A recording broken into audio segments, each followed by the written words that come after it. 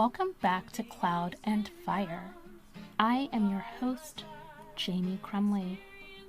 This is Season 1, Episode 6, Sharing Divine Light. We find ourselves inching closer and closer to Holy Week, that week that we remember Jesus' triumphant entry into the city of Jerusalem. We remember the way that the people cried out to Jesus to save them. But today we reflect on a time when Jesus thought about his own death, when Jesus thought about the reality that he would not be with the people always, and they needed to remember him. They needed to determine a way to walk in the light, even when Jesus was no longer with them. And what does that mean to you? What does that mean to you to essentially be without your training wheels?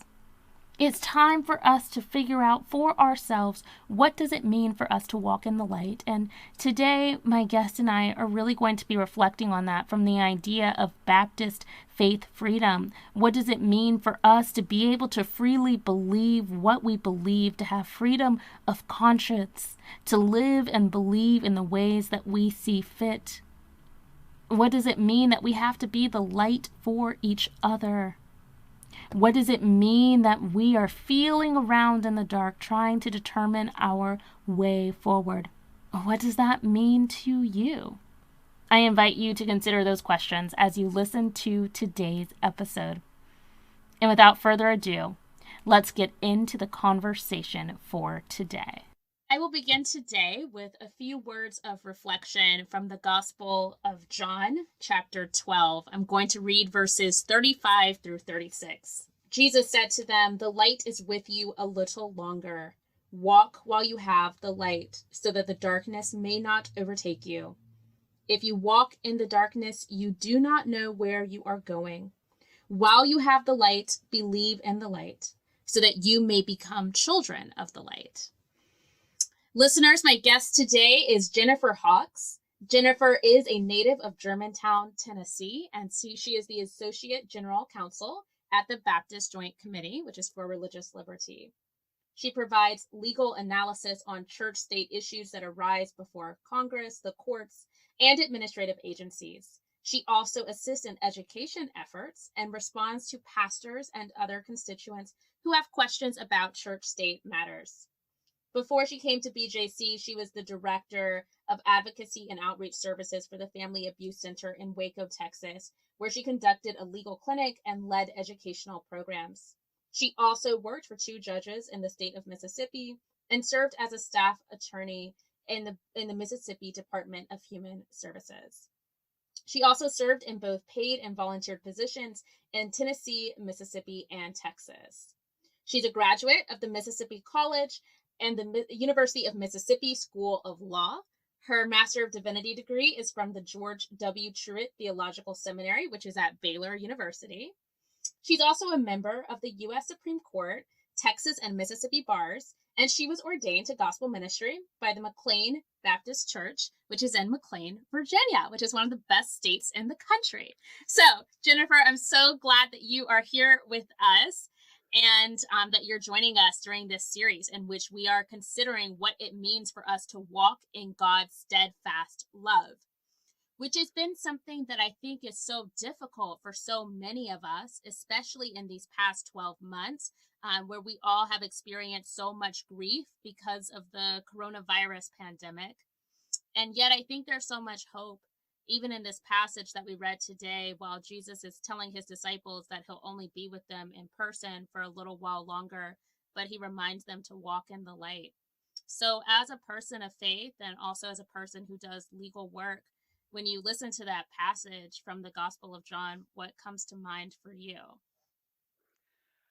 Well, thank you for the opportunity to be here today. I'm always excited to work with some of our smart BJC fellows because you also have a connection to my organization, and so I'm always glad to say yes and be able to help when I can. Um, when I read this passage, honestly, the first thing that came to mind was when I was in high school, I did a leadership camp in California. And our first night we got there, the sun was still out. Staff took our bags to some gathering area on the property. But by the time we were done with our first evening of services and programming, it was nighttime, and none of us had been to this camp before.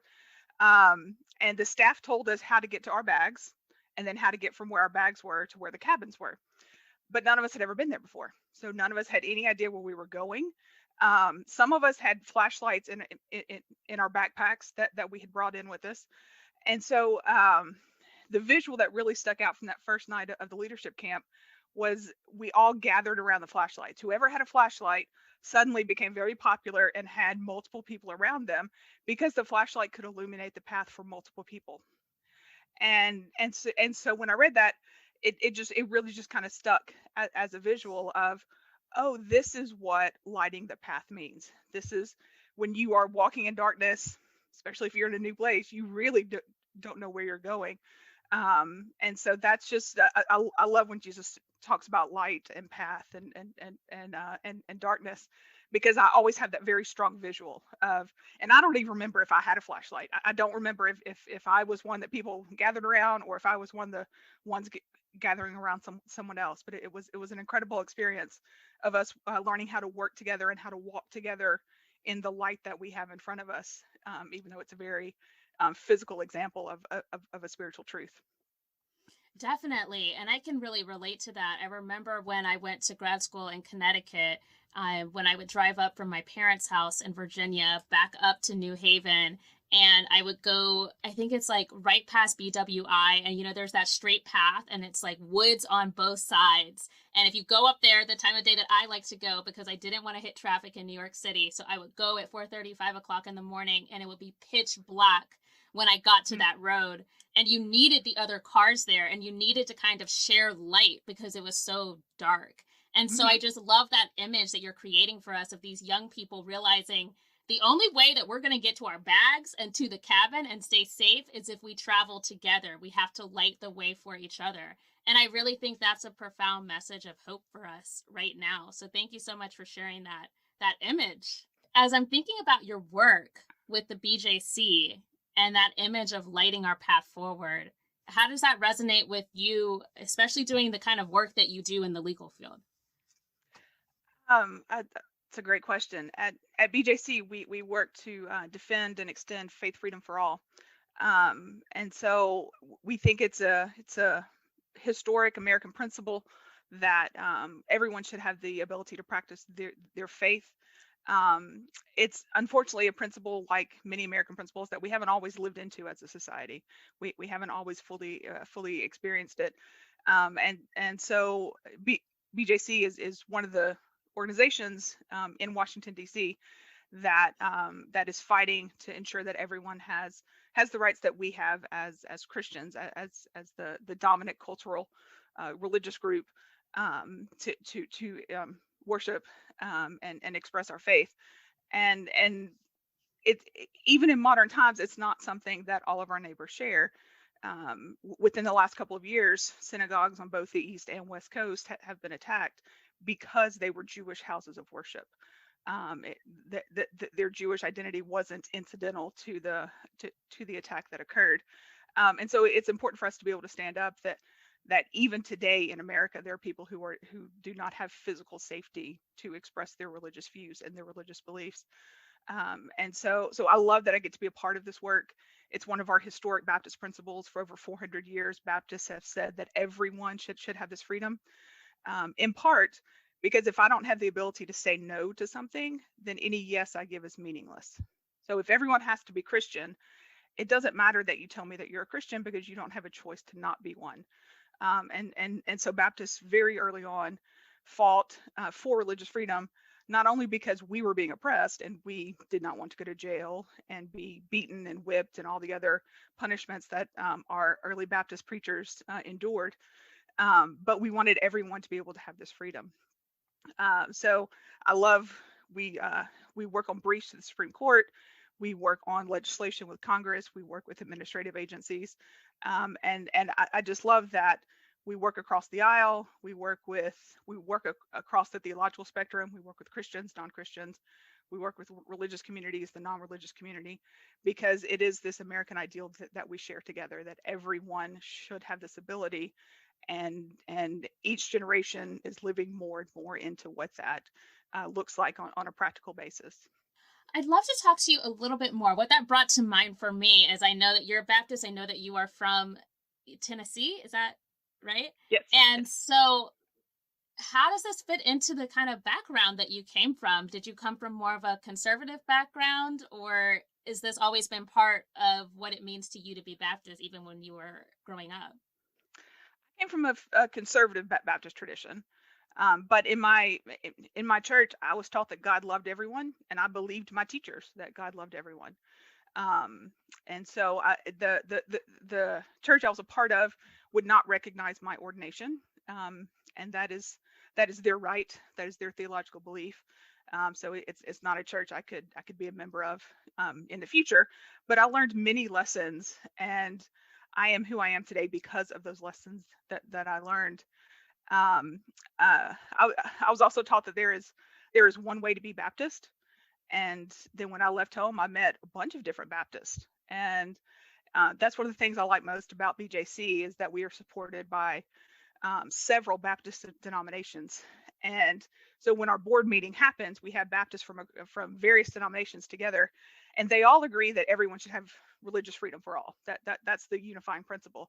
But other issues they disagree vehemently on. And so it's fun to be in the room together and hear them talk to one another as brothers and sisters in Christ, and have profound disagreements, but they're able to unify around religious freedom. And so I love that about Baptists, that we can come together on what we agree on, and we're not afraid of the disagreement. We're not afraid of the messiness of allowing everyone the freedom to read the Bible and pray and consult and live in your religious community, and realize that it may look different from community to community, and that there's reason to have theological debate and conversation, but that is what living life together is, and that's what it looks like. And so I love that we are not afraid of the messiness, like some of our other Christian denominations that are more strict on there is one interpretation or there's one way to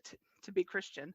That historical experience has shown us that there are multiple ways, that the 12 disciples reflected Christianity differently. So if the 12 men who spent the most time with Jesus had their own lived experiences, and it expressed in different ways with communities that they were talking to and engaging with, then certainly 2,000 years later, it's a tradition that has continued. Yeah, I think that's so important. And I think at this moment, we're in a moment of, as a nation, extraordinary political divisiveness. And so what I hear you saying about your work with the BJC and getting to work with Baptists from all walks of life is that one thing that perhaps Baptists can teach us through our interactions with each other is that there is a way to come together, even in disagreement, and to hold those disagreements, and yet to light each other's path.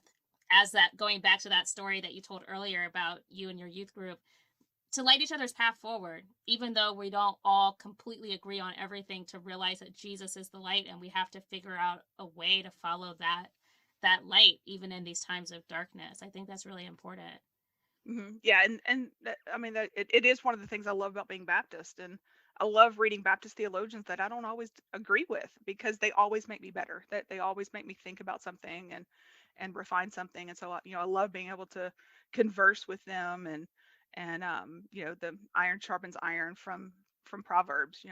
We're going to approach things differently, but that doesn't mean that the other side is my enemy. It doesn't mean that the other side um, you know has to go down in flames, and in order for me to be able to carry out my beliefs and live out my relationship as I see Christ leading me. That's beautiful. Thank you so much for sharing about the work you're doing with BJC. I would love to know, during these times of darkness and challenge for so many of us, how and where are you experiencing God's steadfast love? Oh, that's a great question. I think, ironically, in this time of a global pandemic, I am seeing God's steadfast love and community. I'm naturally an introvert, and so I sometimes get overwhelmed with social engagement. And especially in DC is a very in-person town. We do in-person meetings, we do in-person networking, and so there's a lot of FaceTime with our work. And as an introvert, sometimes that can be draining.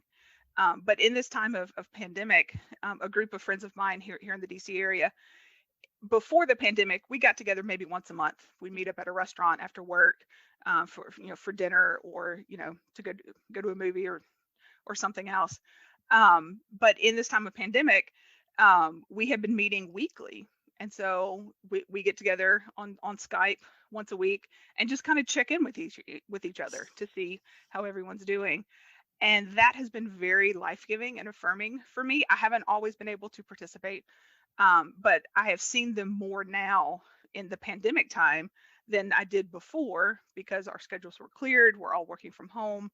And so it's been really amazing to see God move through those friendships, and that, and to, because everything else is stripped away, to really truly see the value of community and how we can be together. But probably a second runner up would be, I love how churches are being inventive during this time of pandemic, because the old ways of doing things had to fall away, at least temporarily. And so we had to figure out what is being Christ's hands and feet in the time of a pandemic. What does that look like? And so I've been encouraged by all of my friends who are pastors and my friends who are at other churches, just seeing what are the creative ways that they have changed how they do things, to meet this new need that the church has been confronted with. Great. And I can really relate to the first part of what you said about seeing the way our relationships have been changed by this pandemic. I think, even for people who aren't local, I live on the West Coast, but most people who I'm very close with live on the East Coast. And so I didn't talk to them very often other than my parents. And it was so fascinating when the pandemic came around, everyone was so longing for connection. And so I'm having so many more deep and rich conversations with people who I might have only talked to once every 3, 4, 5, 6 months. And so I agree that that's been such a beautiful gift, that people are recognizing A, that we need connection, and B, that with technology, there's no reason why we can't check in with each other more often and check up on each other. And I think that's been such a beautiful gift that I hope we carry with us, even once we return to some sense of normalcy. I hope that's something that we carry with us. So thank you so much for sharing that. So, you've talked to us a bit about the BJC. And so, if folks are interested in learning more about how they can get involved with the work that you're doing, or just learning more about the work of religious liberty, how can they connect with you and with the BJC? We have a website, bjconline.org. It's got a lot of resources and some great things. We're also on social media.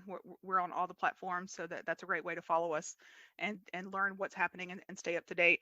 We do have an advocacy team for those. So for those who want to get involved and want to learn about legislation or administrative actions, where their voice could be really helpful in getting something passed, or blocking something that might be bad, then they should sign up for our advocacy team, so that they'll get an alert to those opportunities, and also get opportunities for trainings on how to be a better advocate. And so that's one of the best ways to be involved for those who want to take the knowledge that they get from our website and from other sources, and put that knowledge into direct action.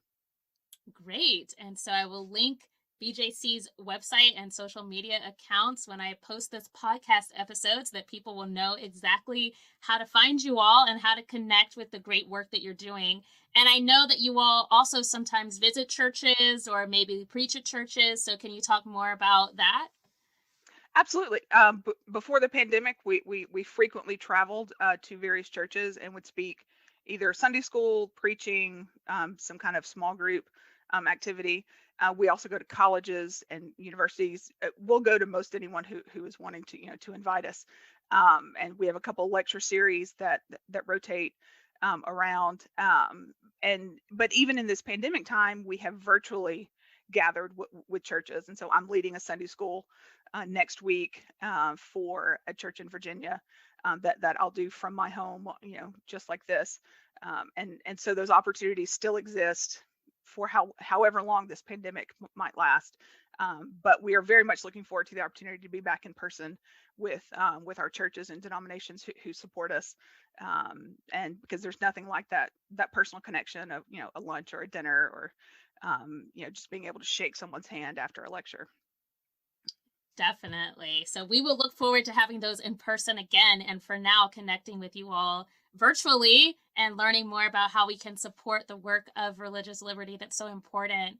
So thank you so much, Jennifer. This was a great conversation. I loved hearing from you both about your personal faith journey, but also about the important work that you're doing with the BJC. So thank you for joining us on Cloud and Fire. And everyone, this has been a conversation with Reverend Jennifer Hawks, Esquire, from the Baptist Joint Committee for Religious Liberty. Thank you so much, Jennifer.